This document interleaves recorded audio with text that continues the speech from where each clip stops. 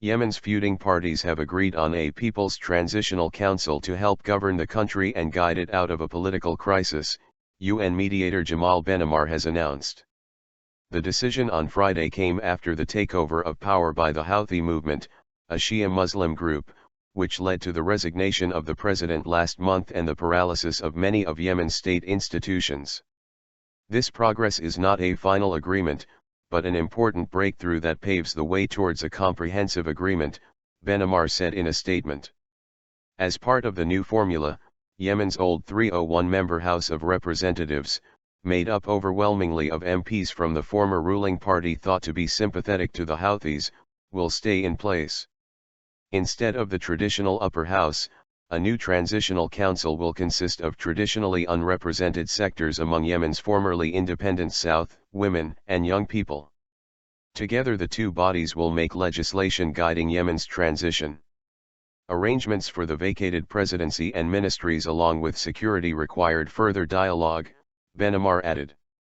Speaking to Al Jazeera from the capital Sana'a, Hakeem al-Masmari, editor of the Yemen Post, said the agreement shows that Yemen does not want a civil war. This is a step in the right direction, just that fact that the opposing parties are talking to each other is positive.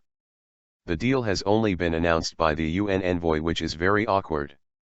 Political parties have not talked about this or announced about the deal.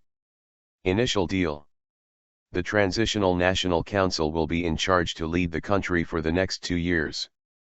The representation will be 50% for Southerners, 30% for women and 20% are youth. But again, the details about the distribution of these seats have not been agreed on, al-Masmari said.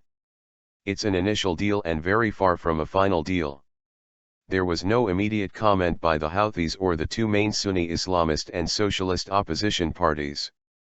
Security in Yemen has been steadily deteriorating since the Houthis invaded Sana'a in September and began imposing their writ on the government.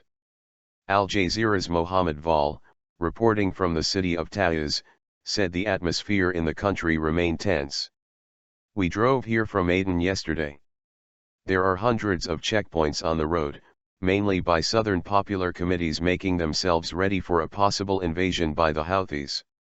There are rumors about that, he said. Regional powerhouse Saudi Arabia along with the US have both closed their embassies in Sana'a and fear the political vacuum may empower al-Qaeda's strong affiliate in Yemen and even fuel a full-blown sectarian civil war.